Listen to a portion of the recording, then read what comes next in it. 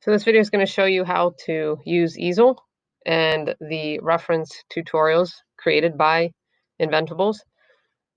So the first thing you're going to want to do is in Google Classroom, click on the link for tutorials by Easel, or go to the link that's in the YouTube channel's description. It will bring you to a site by Inventables that lists all different kinds of tutorials that are useful. The ones for our class that you're going to need the most, cut depth and depth per pass is the first one. So these two settings impact how many passes your machine makes to complete the carve. So an example of that, here is a project to create a domino. If I zoom in, you can see, first of all, this window over here gives you a preview, and this is where your settings are. So you can see this domino is going completely through the board. The first thing you want to do actually is set up the wood and the size of the wood that you're cutting. I'm mostly concerned about, actually I'm going to change it to inches. And it is not a 1/2 inch thick, it is 0.25. The reason I'm not worried about the width of the wood is I haven't identified exactly which wood I'm going to use, but I know that this will simulate the carve. All right, so you obviously don't want the holes of your dominoes cut the whole way through, so this is where depth of the cut comes in. You can select all four. Actually, let's pick all of these things. Okay, and I don't want them to be cut a 1/4 inch. Let's say I want them to be around 0.7 inches. So now you can see the color of the line changes as your depth of the cut changes. So this is being cut the whole way through, and that's why it's solid black, and these are gray. The different depths are going to get darker as you go down. Another important aspect is you want the outside cut, when it's cut the whole way through, to not use the thinnest bit you have. In fact, this is a big strategy, is what bit do you want to use? So I'm going to up this. I want to use an 1/8 inch bit, and now you can see that the inside slot cannot be cut because it's so thin that the 1/8 inch bit won't be able to cut that small. So this is where, if you go back to our tutorials, work pieces come in.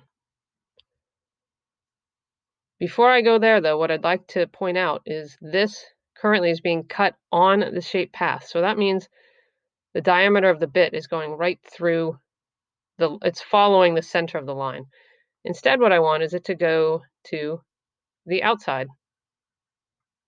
And now you can see the domino just got bigger. That's because the bit, as you can imagine, is on the outside of our line.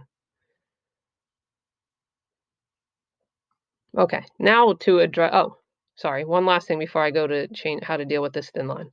If I click on this black line, the outline, use tabs is not checked off. So again, you can come back to our list or the easels list here. And somewhere here is tabs. Not seeing it at the moment. Oh, here it is, adding and removing tabs.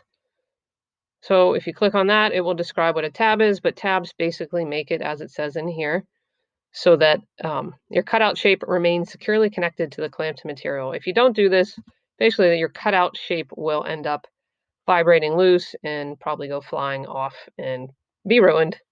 So we don't want that, so you're going to say use tabs. Now this piece is small enough that I don't think we need 4 tabs. The tabs are highlighted in yellow here, and that's where material will be left and keep our cut piece connected.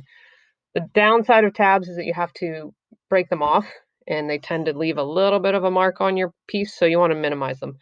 The other thing I suggest is don't have them on the corner, because we tend to use a chisel to break them out, and you can't put a flat shaped chisel similar to a flathead screwdriver into a corner.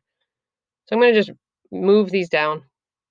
You can also change how long they are. You can change their height, but we can get into that later. So now you can see we have tabs there. Okay, so now how do we deal with this line? Well, you could add two separate bits, but it will always do the cutout shape with the second bit, and the second bit by default is your finishing bit, which will be your smaller bit. So that won't work here. So instead, what I'm going to do is, now that I have everything set where I want it to be, I'm going to duplicate my workpiece down here. I'm not sure what this one is. I'm going to delete that one. Oh, actually, maybe I'll leave that one there. But I'll change the order of them. So now what I'm going to do is I'm going to delete everything except that slot, and I'm going to come back here and delete the slot. And so now the slot is on this workpiece and everything else is on this workpiece. And what I'm going to do is change this to a 1/32 inch bit, and then we can definitely get that cut in there. This will require two setups of the machine and two zeroings of the machine, but this is probably the best way to go about doing this. So that's where you can use workpieces, which is covered in this video. The rest of these, sorry, they're not really videos, they're more tutorial articles, but the rest of these articles here are about drawing and adding images to your workpiece. So I think that should about cover. Oh, one last thing I want to show you all. Let me go back to the main domino.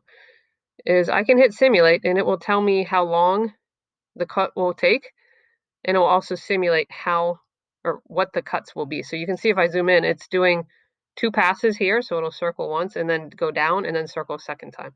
Here it's doing a lot more passes, and that's the depth per pass setting.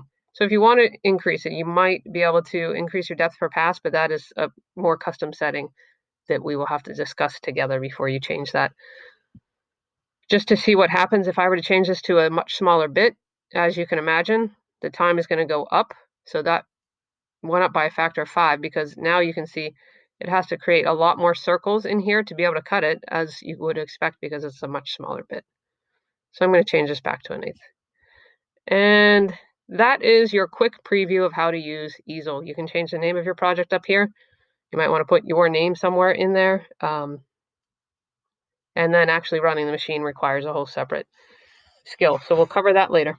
That's it for now.